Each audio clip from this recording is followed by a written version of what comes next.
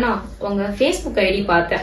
அதுல கடவுள் இல்லை என்பவனும் எளியவன் கருவறையில் சென்றால் தீட்டு என்பவனும் எங்களுக்கு எதிரிதான் அப்படின்னு சொல்லியிருக்கீங்க. என்ன ரீசன் அது? உண்மைதானம்மா அது.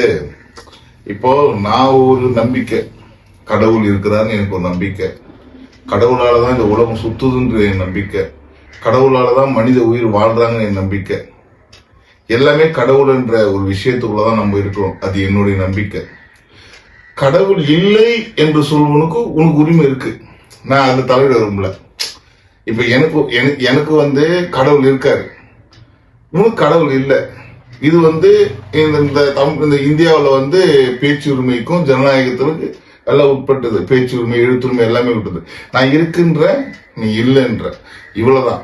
ஆனால் நான் நம்புகிற என் வாழ்க்கை இவங்க தான் சொல்லி நம்புற, என்னுடைய உலகம் என்று நம்புற ஒரு விஷயத்த, என் நம்பிக்கையை நீங்கள் கொச்சைப்படுத்தினால், இப்ப நீங்க நான் இருக்கின்ற, நீ இல்லைன்ற, அது கருத்து மோதல்.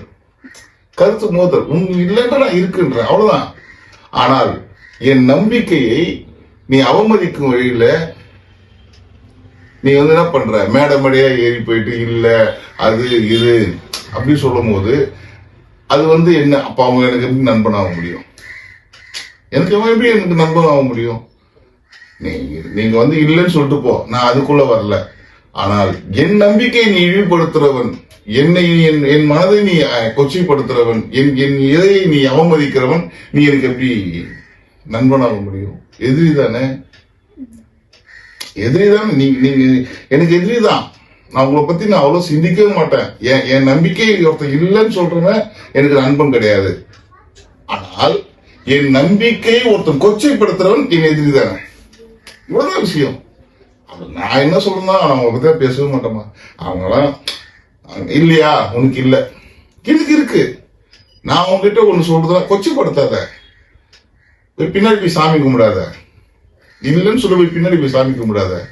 இல்ல எனக்கு இருக்கு, உனக்கு இல்ல, அதோட முடிச்சுப்போம். நான் அவர் அந்த சக்தி உள்ளவரா, இவர் இதுவா, அது அதுவானா, அப்ப அதுக்குள்ள போனா எவ்வளவு விஷயங்கள் இருக்கும். நீ என் மனதை புண்படுத்துறவன் எனக்கு எதிரிதான். இப்ப என் ஃப்ரெண்டு நீ வேணாடா, ஓகேடா, பாய்டா, ஹாய்டா சொல்லிட்டா அவன் எனக்கு நண்பன் தான், என்னைக்குமே நண்பன் தான். ஆனால் என் மீது அற்ப விமர்சனங்களை அள்ளி வீசுறவன் எனக்கு எப்படி அவன் நண்பன் ஆவான்? என் மேல அற்ப விமர்சனம் வீசுறியே, உனக்கு இதை உனக்கு ஒரு பொழப்பாவே எடுத்து நடத்துறிய, அப்படி எனக்கு எப்படி நண்பனாவ? அதனால எனக்கு கடவுள் இல்லை என்று சொல்லுவனே நான் என் கருத்தில் கூட நான் வைத்தது கிடையாது. அதனால அவங்க எனக்கு என்னைக்குமே எதிரிதான். என் நம்பிக்கையை அவமதிப்பதும் எனக்கு எதிரிதான். அதே போல எளியவன் கருவறைக்கு சென்றால் தீட்டு என்பவன் சொல்லுவோனும் அதே போல எனக்கு எதிரியவன் தான். இப்ப கடவுள் கிட்ட எல்லாருமே சமந்தானம்மா. கடவுள் கிட்ட எல்லாருமே சமந்தான். நான் அப்படிதான் நினைப்பேன். எனக்கு சாதி மீது நம்பிக்கை கிடையாது, மதத்தின் மீது நம்பிக்கை கிடையாது. எனக்கு ஒரே நம்பிக்கை என் அப்பன் இறைவன் முருகப்பெருமான் தான். எனக்கு அவரும் நானும் தான். எனக்கு வேற எதுவுமே கிடையாது. நீ அவர்கிட்ட போயிட்டு நீ தொடாத கிடையாது, என் அப்பனை தொட சொல்லக்கூடாது. நீ யாரு? நீ தலையில பிறந்த சூத்திரம் ஏதோ சொல்றீங்க, வர்ணாசிரமத்தை வச்சு எங்களை பிரிக்கிறீங்க. எங்களுக்கு வர்ணாசிரமத்து மேலேயே எங்களுக்கு நம்பிக்கை கிடையாது. எனக்கு வர்ணாசிரமத்து மேலேயே நம்பிக்கை கிடையாது. சாதி அடிப்படையில் இங்க இறைவன் கிடையாது. இப்போ ஒரு கோயிலுக்கு போறோம். இப்ப நான் போறேன், ஒரு கோயிலுக்கு போறேன். நான் போய் என்ன பண்ணுவோம்? நம்ம ஒரு கோயிலுக்கு போறோம், என்ன பண்ணுவோம்? சாமி கும்பிடுவோம். என்ன சாமி கும்பிடுவோம்? ஒரு மகிழ்ச்சியா சொல்லுங்க. என்ன சாமி கும்பிடுவோம்? நல்லபடியா வச்சுக்கப்பா, அது கொடுப்பா, இது கொடுப்பா, அது செய்ப்பா, அந்த வேலை கிடைக்கணும்ப்பா, அங்க 1 லட்சம் சம்பளம் கிடைக்கணும்ப்பா, அந்த கார் வாங்கணும்ப்பா, அந்த பங்களா வாங்கணும்ப்பா, அதுப்பா இதுப்பான்னு சொல்லிட்டு தேவையில்லாத போய் கேட்போம். நானும் போய் கேட்கறவன் தான். வர்ணாசிரமத்தை பேசுறான் தெரியுமா, அவங்களும் போய் கேட்கறவங்க தான். நானும் கேட்கறவன் தான், நீயும் கேட்கறவன் தான். இது எங்க நீ உயர்ந்தவன் தாழ்ந்தவன் ஆயிட்டேன்? எல்லாமே அவர்கிட்ட போய் கையேந்திரவங்க தான். எல்லாருமே அவர்கிட்ட போய் கையேந்திரவங்க தான். குடுன்னு கேட்டு வாங்குறவங்க தான். யாரும் அவர்கிட்ட கொடுக்கவும் இல்லை, அவர் உங்ககிட்ட அவர் கேட்கவும் இல்லை. நீ எனக்கு இது குடு, அவர் குடுன்னு கேட்டாரா? கிடையாது. எல்லாருமே போய் போட்டி போட்டு நான் முதல்ல போய் பார்க்கணும், நான் முதல்ல போய் கேட்டுருணும், அதுக்கப்புறம் அவனுக்கு கிடைக்கூடாது எனக்கு கிடைக்கணும் போறாம உள்ள இந்த உலகத்துல. என்ன நீ மேல நான் கீழே, நீ என்னை தொடக்கூடாது, நீ என்னை தொட்டு பார்க்க கூடாது, நீ எளியவன், நீ வலியவன், நீ நீ தொட்டா தீட்டு, நான் தான் போய் தொடணும். எதுக்கு? இறைவன் முன்னால எல்லோரும் இங்க சமந்தான்.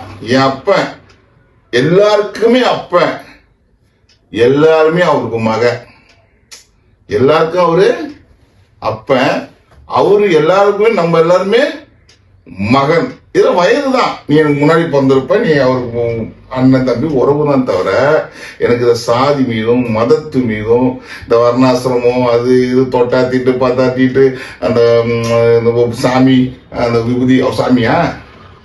அப்ப சாமி என்னன்னுவ? சாமி விபூதி வைங்கன்ற. அப்ப சாமி போய் சாமி என்ன பண்ணுவ? நம்ம மீதும் நம்மளுக்கு கோபங்கள் இருக்கு. நம்ம இப்போ எளிய சாமி விபூதி கொடுங்க, எதுக்கு அவர் போய் சாமி கூப்பிடுற? அவரும் அப்ப முருகனுடைய பிள்ளைதான், அவரு சேவை செய்யறாரு, அவ்வளவுதான்.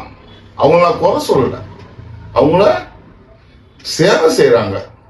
இங்க நீ எங்களை நீ எளியவனை நீ கருவறையில் சொல்லு, உனக்கு எந்த ஒரு ரைட்ஸ் அதிகாரம் கிடையாது. அதனால அவங்களும் எங்களுக்கு எதிரி தான். சொல்றவங்க எதிரி, எல்லாரும் எதிரி இல்லை, சொல்றவங்க எதிரி. கடவுள் இல்லை சொல்றவன் எனக்கு எதிரி. மேடை ஏறி போறான் அவன் எதிரி. என்னை பார்த்தா நீ ஒதுங்கி போ சொல்றவங்க எதிரி தான். என்னை பொறுத்தவரும் கடவுள் ஒரே சக்தி ஒருவர் தான். அதை எந்த கடவுள் நீ பிரிச்சுக்கோ, நீ முருகரா எடுத்துக்கோ, சிவனா எடுத்துக்கோ, ஐயா ஜீசஸா எடுத்துக்கோ, இறைவருவான் எல்லாரும் எடுத்துக்கோ. ஆனால் எல்லோரும் அவர்களும் சமந்தான். நீ மேல நான் கீழே கிடையாது. நீ பிரிச்சு பார்க்கறதுக்கு எந்த வழியும் கிடையாது. அதனால ரெண்டு பேருமே எங்களுக்கு எப்பயுமே எதிரி தான். எங்களுக்கு ஒரே ஒரு விஷயம், முருகர், அவரிடம் எல்லோரும் இங்க சமந்தான். அதனால இந்த 2 பாயிண்ட் ஆஃப் ரெண்டு பேருமே எங்களுக்கு எதிரி தான்மா. நன்றிமா.